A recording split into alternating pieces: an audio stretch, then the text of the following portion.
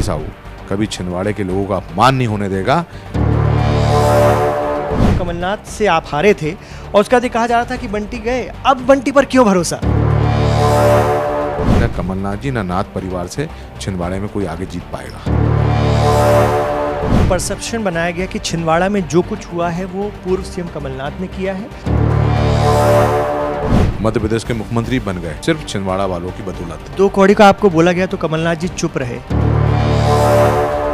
छिंदवाड़ा वालों के प्रति इनके मन में जो नफरत जहर है वो निकल के अब सामने आ रहा है। नकुल नाथ जी ने क्या कहा था? आप 10-5 हजार से नहीं जीते विवेक बंटी साहू।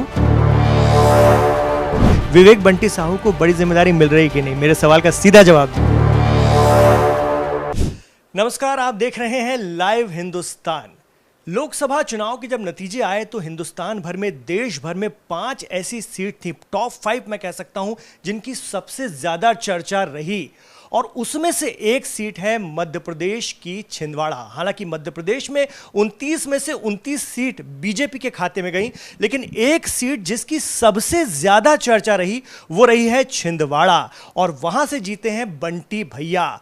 कौन है ये बंटी भैया? आप लाइव हिंदुस्तान पर तो देखते रहे हैं, लेकिन बंटी भैया अब जीतने के बाद हमारे साथ हैं, यानी विवेक बंटी साहू, जो कि भारतीय जनता पार्टी के उम्मीदवार थे और इन्होंने कमलनाथ, जो कि पूर्व मुख्यमंत्री कमलनाथ, उनके बेटे नकुल नाथ को 1.5 लाख से भी ज्यादा के जबरदस्त मार्जिन से परास्त किया है, हराया है। विवेक बंटी साहू जी, बधाई, स्वागत है आपका। बहुत बहुत धन्यवाद इमरान भाई, अच्छा लगा आपके साथ मिलकर के।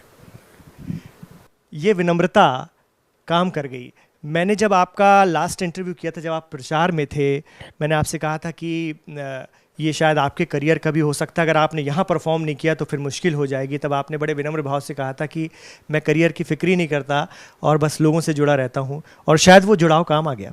बिल्कुल, जिनको कुछ अपेक्षाएं हों वो फिर चिंता करते हैं। मेरी अपेक्षाएं नहीं है, मेरा लक्ष्य और संकल्प है कि गरीबों के, ज़रूरतमंदों के किस तरीके से उनके काम आ सकूं।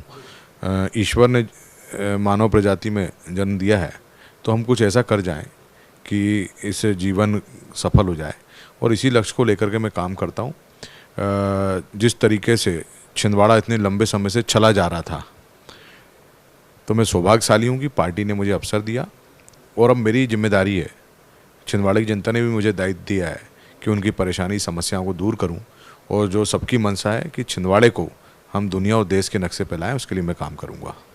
ये हमेशा एक परसेप्शन बनाया गया कि छिंदवाड़ा में जो कुछ हुआ है वो पूर्व सीएम कमलनाथ ने किया है और यहाँ से उनका पत्ता कोई हिला नहीं सकता, दुनिया इधर से उधर जाए, क्योंकि 2014 की मोदी लहर, 2019 की मोदी लहर में भी छिंदवाड़ा नहीं हिला। इस बार कोई लहर नहीं थी, बावजूद इसके विवेक बंटी साहू काम कर गए, जिनके लिए विधानसभा चुनाव में आपको नाकामी का सामना करना पड़ा था। आप पूर्व सीएम कमलनाथ से आप हारे थे और उसके बाद ये कहा जा रहा था कि बंटी गए, अब बंटी पर क्यों भरोसा?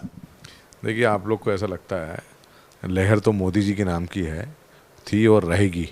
जिस तरीके से मोदी जी ने पिछले 10 वर्षों में गरीब कल्याण और जन कल्याण के काम किए हैं और जो उन्होंने सपना देखा है कि भारत को विकसित राष्ट्र बनाना है, छिंदवाड़े की जनता भी उस विकसित राष्ट्र के जो मोदी जी का सपना है उसमें अपना योगदान देना चाहती थी। और यह वोट, इतनी बड़ी जीत जो हुई है, ये मोदी जी के कारण हुई है। मोदी जी ने छिंदवाड़े को गरीब कल्याण और जन कल्याणकारी योजनाओं का गढ़ बना दिया। हमारी छिंदवाड़े में 23 लाख की आबादी में 21 लाख लोगों को शासन की, केंद्र की सरकार की योजना का लाभ मिल रहा है। तो जो लगातार लाभ मिल रहा है वो मोदी जी को आशीर्वाद देना चाहते थे। तो यह मोदी जी की लहर के कारण ही हम लोग जीते हैं और निश्चित तौर पर आगे भी मोदी जी के नाम पे हम लोग बढ़ेंगे। कहा जा रहा है कि बंटी की जीत मतलब कमलनाथ की हार और छिंदवाड़ा से कमलनाथ की सियासत का समापन। कमलनाथ अब कभी नहीं जीत पाएंगे या उनके बेटे नकुलनाथ अब कभी नहीं जीत पाएंगे, ये बात भी अब मंजर आम पर है, लोग चर्चा में ले आए हैं।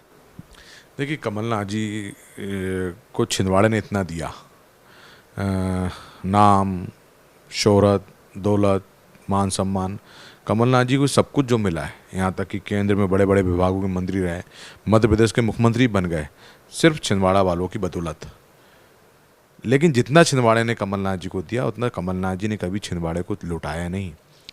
कमलनाथ जी चाहते तो बड़े उद्योग धंधे लग सकते थे, कमलनाथ जी चाहते तो छिंदवाड़ा बहुत आगे बढ़ सकता था। 45 वर्षों का समय कोई कम नहीं होता, 2 साल, 5 साल, 10 साल, 20 साल नहीं, 45 वर्ष हो गए। लेकिन छिंदवाड़े के गरीब लोग गरीब होते चले गए। हमारे छिंदवाड़े के भोले भाले सीधे साधे लोगों को उन्होंने अपमानित किया, उन्हें छला है और धनबल माफिया, शराब माफिया, कोल माफिया, इनके माध्यम से हमारे छिंदवाड़े के लोगों को प्रभावित करते रहे और वो चुनाव जीतते गए। लेकिन इस बार छिंदवाड़े की जनता ने तय कर लिया कि उनको मोदी जी के साथ जाना है, उनको छिंदवाड़े के विकास को करना है। तो आज आप देखो हमारे आदिवासी भाई बहन जो 37% आदिवासी भोले भाले सीधे साधे, उन्होंने किसी बहकावे में नहीं आए, उन्होंने भारतीय जनता पार्टी को चुना और हमारी चारों आरक्षित सीटें, 3 आदिवासी भाइयों बहनों के लिए आरक्षित है और 1 अनुसूचित जाति के लिए आरक्षित है। चारों सीटों में हम भारी बहुमतों के साथ, भारी वोटों के साथ जीत करके आए। जिस दिन काउंटिंग चल रही थी हम लगातार छिंदवाड़ा पर नज़र बनाए हुए थे, एक भी सीट ऐसी नहीं थी जो कि नकुलनाथ के पक्ष में जा रही थी और शुरू से हम देख रहे थे एक टेम्पो बन गया था। तो विवेक बंटी साहू ने क्या मतलब ऐसा क्या कर दिया रातों रात? मैं जब लास्ट टाइम आपसे बात कर रहा था चुनाव के वक्त, आपके पैर में चोट लगी थी, फ्रैक्चर था, आप इन हालात में भी लगातार जनसंपर्क कर रहे थे, आपके पास पिपरिया से तुरंत फ़ोन आया कि मोदी जी की सभा है, आपने कहा मैं जा रहा हूँ। तो ये मतलब एक अलग ही माहौल था एकल। तो ये चीज़ छिंदवाड़ा वाले समझ गए। 7 सीट हम लोग जीते हैं छिंदवाड़े की और ये दिखाता है संबंध। मेरा पैर फ्रैक्चर था और उसी स्थिति में हम लोग ने चुनाव लड़े। छिंदवाड़े की जनता ने कहा कि हम बेटे के साथ में हैं। बेटे को आज तकलीफ है, पैर में तकलीफ है और 2 बार हमारा बेटा आगे नहीं बढ़ पाया। इस बार हम छिंदवाड़े के बेटे को जितवा करके ही संसद में पहुंचाएंगे और छिंदवाड़े की जनता ने वो कहा, इतना आशीर्वाद मुझे मिला, इतना प्यार मिला। मेरा तो पूरा जीवन पहले से ही छिंदवाड़े के लिए था, लेकिन अब और जोश और ऊर्जा के साथ छिंदवाड़े की सेवा में लगूंगा। कमलनाथ जी कह रहे हैं कि मैंने भी छिंदवाड़ा को पूरा जीवन दे दिया, मैं यहीं रुकूंगा, कहीं नहीं जाऊंगा, बोरिया बिस्तर भी नहीं समेटूंगा और मेरा बेटा भी यहीं रहेगा और हम लड़ेंगे। क्या लगता है कभी अब जीत मुश्किल है? अब उनके लिए छिंदवाड़ा की राह मुश्किल है? देखिए, उन्होंने तो छिंदवाड़े के कई लोगों की जवानी छीनने का काम किया है। इनकी भावनाएं, ये छिंदवाड़े को पॉलिटिकल फैक्ट्री के रूप में उपयोग करते आए हमेशा। इनकी भावनाएं नहीं है छिंदवाड़े को लेकर के। आपने चुनाव में देखा इनके बेटे नकुलनाथ जी ने क्या कहा था कि आदिवासी बिकाऊ हैं, गद्दार हैं, अपमानित किया। आज कमलनाथ जी ने कहा कि छिंदवाड़े के छोटे लोगों ने पैसा ले लिया, छिंदवाड़े के लोग पैसों में बिक गए, आज ही कहा है उन्होंने। तो क्या कमलनाथ जी इतने सालों से क्या करते आ रहे थे? अब इनकी भावनाएं हारने के बाद छिंदवाड़ा वालों के प्रति इनके मन में जो नफरत, जहर है, वो निकल कर अब सामने आ रहा है और छिंदवाड़े की जनता देख रही है। और बंटी साहू कभी छिंदवाड़े के लोगों का अपमान नहीं होने देगा। अब गारंटी लिख लीजिए, ना कमलनाथ जी ना नाथ परिवार से छिंदवाड़े में कोई आगे जीत पाएगा। बहुत बड़ी बात, आप बहुत बड़ा दावा कर रहे हैं। लेकिन एक बात यहाँ पे और मैं बताऊँ, पूरी कांग्रेस विवेक बंटी साहू के पीछे थी, स्थानीय कांग्रेस लगी हुई थी।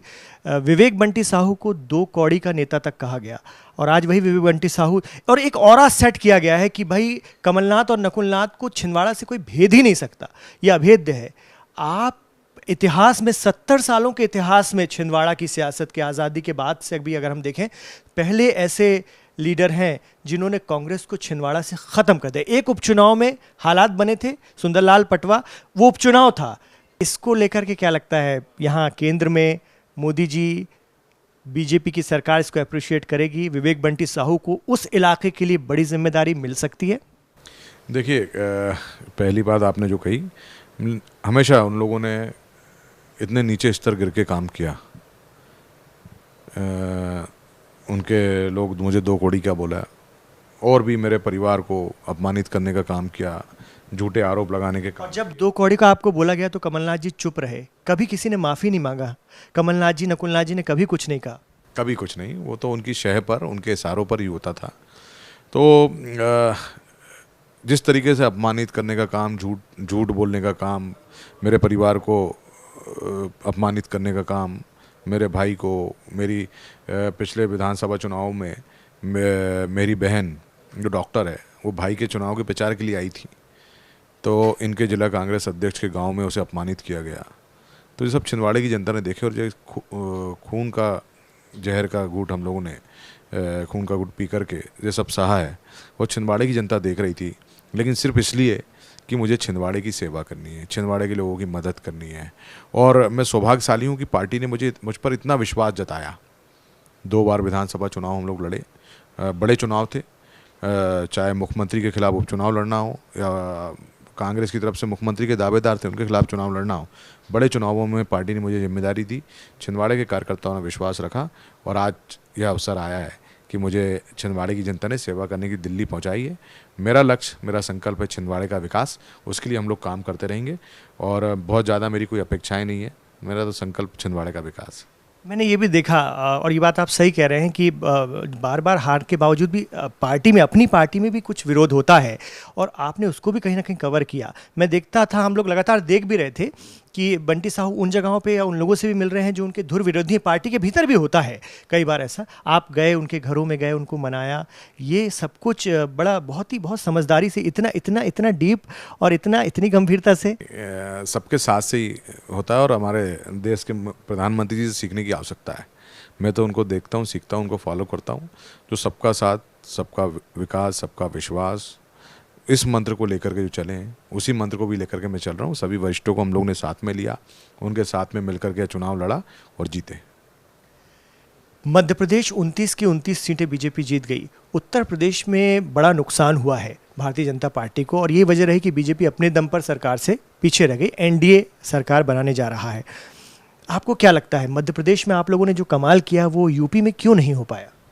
अब वो यूपी का विषय है, अभी उसमें आकलन होगा, बैठ के बातचीत होगी।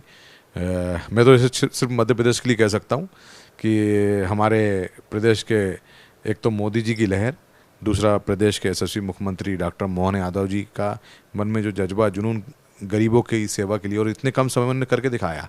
और एक और महत्वपूर्ण बात, मध्य प्रदेश में जो विजय श्री मिली है, इसके पीछे हमारा संगठन, हमारे संगठन के प्रदेश के यशस्वी अध्यक्ष वी डी शर्मा जी जिस तरीके से शुभंकर प्रदेश अध्यक्ष हैं, प्रदेश अध्यक्ष बने, मध्य प्रदेश में भाजपा की सरकार आ गई और इस बीच में जितने चुनाव हुए हैं, चाहे उपचुनाव आप ले लें, चाहे नगरीय निकायों को ले लें, ग्रामीण निकायों को ले लें, विधानसभा में ले लें और अब लोकसभा में, तो मजबूत संगठन जिसने वी डी शर्मा जी के नेतृत्व में बूथ में कैसे पार्टी को मजबूत करें, उन्होंने जो मंत्र दिया, मध्य प्रदेश के कार्यकर्ताओं ने उस मंत्र को अपनाया और हमारे जो देवतुल कार्यकर्ता हैं जिन्होंने परिश्रम की पराकाष्ठा को पार किया और उनके नेतृत्व में विजयश्री हासिल हुई।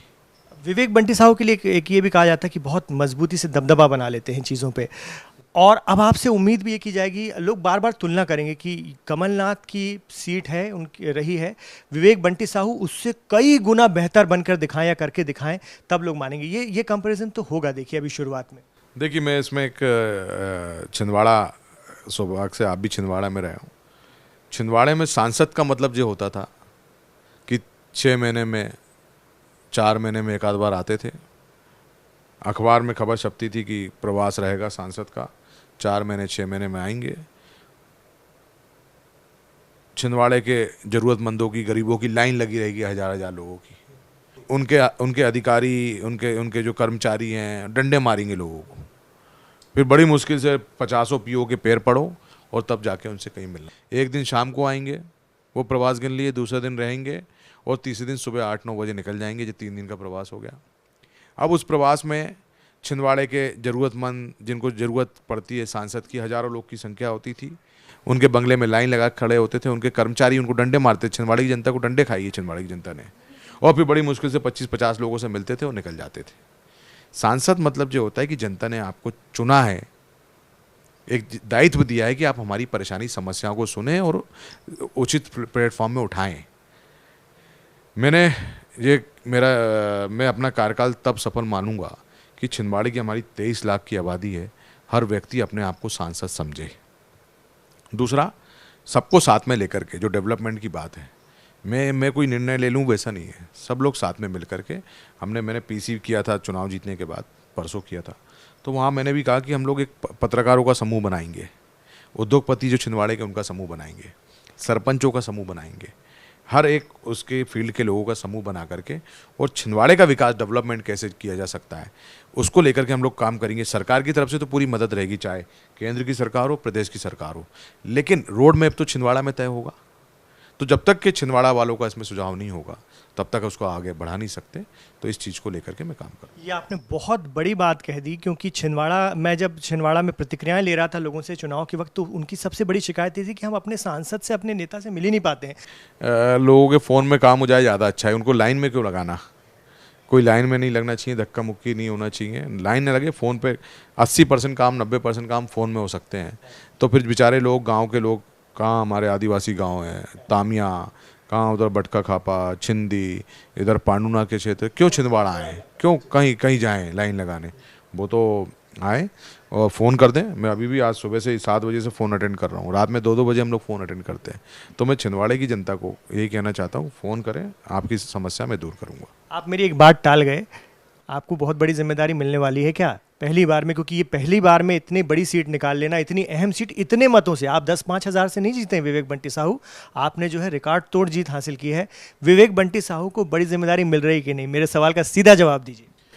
छिंदवाड़े की जनता ने 4 तारीख को बड़ी जिम्मेदारी दे दी, जिले का सांसद बना दिए, उससे बड़ी जिम्मेदारी क्या चाहते हैं? ये गोलमोल बात हो गई। मेरा इशारा समझिए। क्या विवेक बंटी साहू राज्य मंत्री बनने जा रहे हैं, कैबिनेट मंत्री बनने जा रहे हैं, या और कोई बड़ी जिम्मेदारी? कोई इशारा नहीं, कुछ नहीं। मुझे जिम्मेदारी छिंदवाड़े की जनता ने दे दी है। मेरा लक्ष्य, मैंने कहा ना, मेरी को बहुत ज़्यादा कोई अपेक्षाएं नहीं है। मैं छिंदवाड़े का विकास कर सकूं, ये मेरी जिम्मेदारी भी, दायित्व भी है, और मेरा संकल्प और मेरा सपना भी है। इसलिए मैं इधर उधर कहीं नहीं सोचता, सिर्फ छिंदवाड़ा के। लेकिन हम उम्मीद करेंगे कि छिंदवाड़ा के विकास के लिए आपको इतनी ताकत मिले, इतनी ताकत मिले कि आप छिंदवाड़ा ही नहीं, आसपास का पूरा इलाका कवर कर सकें और केंद्र में आपको बड़ी भूमिका मिले, ऐसी हम उम्मीद करते हैं। बहुत बहुत शुक्रिया लाइव हिंदुस्तान से बात करने के लिए विवेक बंटी साहब। बहुत बहुत धन्यवाद इमरान भाई, थैंक यू।